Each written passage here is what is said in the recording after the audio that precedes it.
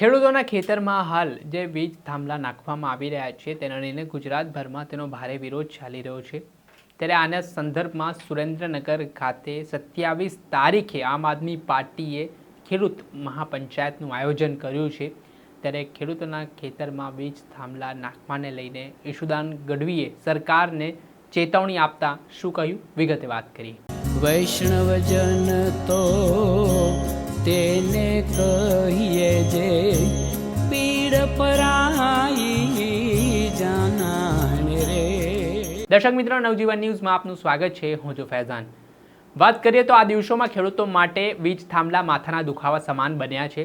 જે રીતે ખાનગી કંપનીઓ દ્વારા દાદાગીરી કરીને વીજ થાંભલા નાખવામાં આવી રહ્યા છે, તેના કારણે મોરબીના જેતપર ગામના ખેડૂતો અમરનાથ ઉપવાસ પર ઉતર્યા છે। ત્યારે આજે આમ આદમી પાર્ટીના પ્રદેશ પ્રમુખ ઈશુદાન ગઢવીએ પત્રકાર પરિષદ કરીને ખેડૂતોના ખેતરમાં જે વીજ થાંભલા નાખવામાં આવી રહ્યા છે તેમાં સરકાર અને ખાનગી કંપનીઓની મિલીભગત ચાલતી હોય તે પ્રકારના આક્ષેપો કર્યા। તેમણે કહ્યું કે જ્યારે સ્થાનિક સ્વરાજ્યની ચૂંટણી પૂર્ણ થઈ ત્યારે આ પ્રકારે ખેડૂત વિરોધી ષડયંત્ર છે તે શરૂ થયા।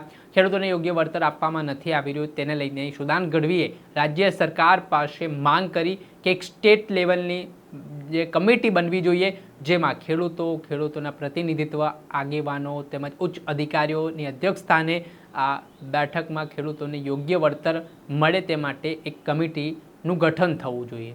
સાથે જ આગામી 27 તારીખને લઈને આમ આદમી પાર્ટીની શું તૈયારીઓ છે તેને લઈને આમ આદમી પાર્ટીના પ્રદેશ પ્રમુખ ઈશુદાન ગઢવીએ શું કહ્યું તે સાંભળો। આપ સૌ પત્રકાર બંધુઓનું સ્વાગત છે। મિત્રો, આપ જોઈ રહ્યા છો ગુજરાતના ખેડૂતો ઉપર અત્યારે ભાજપે ખૂબ જ અત્યાચાર કરી રહી છે। ભાજપ જાણે કંપનીઓની દલાલ બની ગઈ હોય, ભાજપ સરકાર એ રીતે વર્તી રહી છે। કંપનીઓ પ્રાઇવેટ રીતે કમાવા આવી છે, કંપનીઓને કરોડો રૂપિયાનો નફો મેળવવાનો છે, પરંતુ ખેડૂતોના ભોગે અત્યારે કંપનીઓ નફો રળવા માટે તૈયાર થઈ ગઈ છે અને ભાજપ સરકાર આ કંપનીઓ સાથે મિલીભગત ભાડે પોલીસ આપીને ખેડૂતો ઉપર અત્યાચાર કરી રહી છે। આજે જેતપરમાં, મોરબીના જેતપરમાં જે ખેડૂતોએ પોતાની મહામૂલ્ય માં સમાન જમીન બચાવવા માટે છેલ્લા 8 દિવસથી અમરનાથ અનશન ઉપર બેઠા છે, ખેડૂતોમાં મહિલાઓ પણ બેઠી છે, એમની તબિયત પણ નાજુક થવા માંડી છે।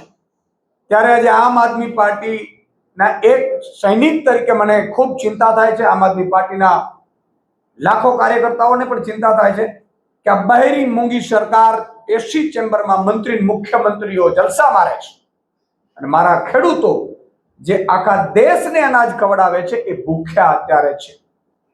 અત્યારે એમની હાલત ખૂબ નાજુક થઈ છે। ત્યારે સરકાર પાસે પહેલી માંગણી તો એ કરીએ છીએ કે જેતપર ગામના લોકોને સરકાર, મુખ્યમંત્રી, મંત્રીઓ મળે અને એમની માંગણીઓ યથાશક્તિ સ્વીકારવામાં આવે તુરંત અને એમનો અનશન છે પૂર્ણ કરવામાં આવે।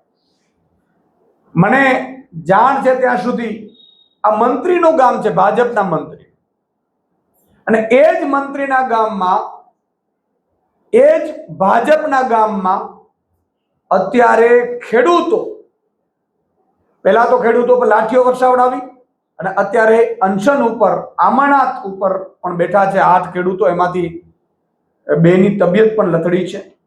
તો સરકાર 1 કલાકનો પણ ટાઈમ બરબાદ કર્યા વગર આ ખેડૂતો સાથે તુરંત મીટિંગ કરે મુખ્યમંત્રી લેવલે અને આમનું નિરાકરણ લાવવામાં આવે।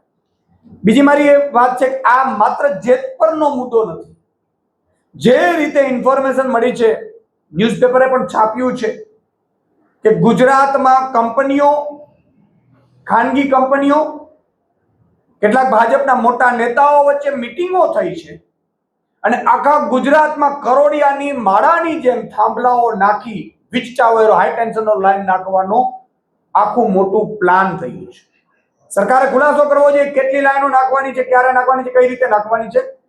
પણ જે રીતે પ્રાઇમરી ઇન્ફોર્મેશન મળી છે પ્રમાણે આ માત્ર જેતપર, મોરબી, કચ્છ, દ્વારકા, રાજકોટ, જામનગર નથી। આ વીજ લાઈનો 26 જિલ્લાઓમાંથી 100 હેવી હાઈ ટેન્શન લાઈનો કાઢવાનું નક્કી કર્યું છે સરકારે, અને એ પણ ખેડૂતોના ભોગે, ફળદ્રુપ જમીનમાં, બિનઉપજાઉ જમીનમાંથી પણ નહીં, અને લગભગ એવરેજ એક લાઇનની લંબાઈ 500 કિલોમીટરની આસપાસ છે. આવી 100 લાઈનો નાખવાનું લગભગ નક્કી થયું છે, જેમાં એક લાઈનમાં 1500 જેટલા થાંભલાઓ આવે. તો વિચાર કરો 100 લાઈનમાં કેટલા થાંભલા આવશે? એટલે લગભગ 1.5 લાખ જેટલા થાંભલાઓ ખેડૂતોના ખેતરોમાંથી એની માં સમાન જમીનના કાળજા ચીરીને આ થાંભલાઓ નાખવામાં આવશે. લગભગ પોલીસને પણ એટલા માટે તૈયારી કરી દેવામાં આવી છે. ત્યારે મારે સરકારશ્રીને વિનંતી છે કે ખેડૂતો ઉપર તમે અત્યાચાર કરશો, પોલીસ મોકલશો, ખોટા કેસ કરશો, ડરાવશો, ધમકાવશો, કદાચ ખેડૂતો મૂકી પણ દેશે, પણ ઈશ્વરનો ડર કમસે કમ તમે રાખો, ભગવાનનો ડર રાખો.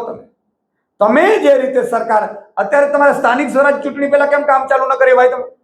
અને તમારામાં જો ત્રેવડ હોય તો હું સરકારને, જો સમાધાન ખેડૂતો સાથે ન કરવા હોય, વળતર પૂરું ન આપવું હોય, તો હું સરકારને ચેલેન્જ આપું છું કે ચૂંટણીના 3 મહિના પહેલા ઓક્ટોબર 2027 આ થાંભલાઓ નાખવાની કામગીરી તમે શરૂ કરો, જો તમારામાં ત્રેવડ હોય.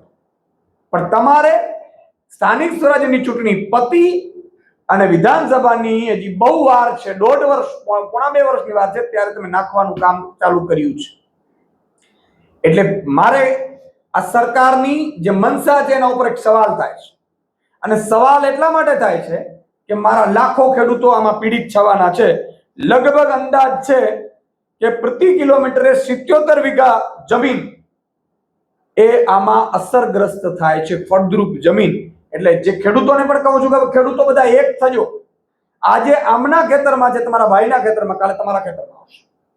કારણ કે આ મોટો પ્લાન ભાજપ લઈને આવ્યું છે અને લગભગ કુલ અસરગ્રસ્ત 38 લાખની આસપાસ વીઘા ઉપર આ થાંભલાઓ પડવાની શક્યતાઓ છે. લગભગ ખેડૂતોના ખેતરો આવી જશે. લગભગ 5.5 લાખથી વધુ ખેડૂત અને એમનો પરિવાર ગણો, મજૂરો ગણો, તો લગભગ 30 થી 40 લાખ લોકો અસરગ્રસ્ત થવાના છે. આ નાની શુની વાત નથી.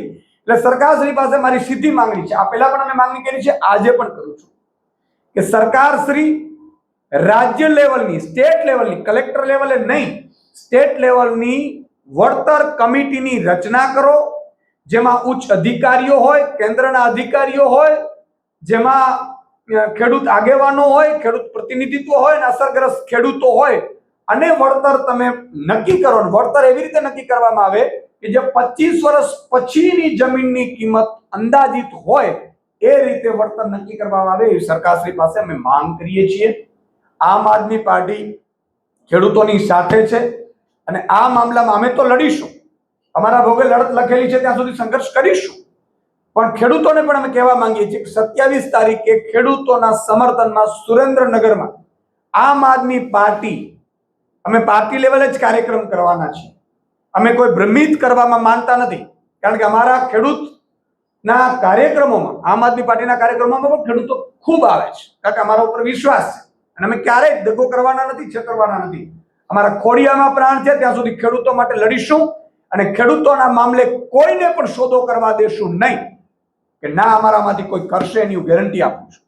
તો 27 તારીખે બીજા ચરણની જે ખેડૂતની લડાઈ છે મામલામાં આમ આદમી પાર્ટી આવતી 27મી સુરેન્દ્રનગરમાં સાંજે 4 વાગે કિસાન મહાપંચાયતનું આયોજન કર્યું છે, જેમાં હાઈ ટેન્શન લાઇનથી વધારે મુદ્દાઓ છે અને ખેડૂતોની શાઇન સાથે આ મુદ્દાઓ પસાર કરવામાં આવશે અને પછી સ્ટેપ બાય સ્ટેપ ખેડૂત ના મુદ્દે આમ આદમી પાર્ટી કાર્યક્રમો કરશે. જે રીતે આપણે સાંભળ્યા, આ હતા ઈશુદાન ગઢવી. હાલ તેઓ કહી રહ્યા છે કે જો ભારતીય જનતા પાર્ટીમાં ત્રેવડ હોય તો વિધાનસભાની ચૂંટણી પહેલાં આ પ્રકારની કામગીરી કરીને બતાવે તો ખબર પડે કે ખેડૂતોનો આક્રોશ કેટલો છે. ને આ વીજ થાંભલા નાખવાની પ્રક્રિયાથી ગુજરાતના 40 લાખ જેટલા ખેડૂતો છે તેને સીધી અસર પહોંચવાની છે ને તેમને જો યોગ્ય વળતર આપવામાં નહીં આવે તો આગામી સમયમાં ઉગ્ર આંદોલનની પણ તૈયારી દર્શાવવામાં આવી છે. દર્શક મિત્રો, આવા જ વિડીયો જોવા માટે તમારી નવજીવન ન્યૂઝ જોતા રહો, લાઈક કરો, શેર કરો.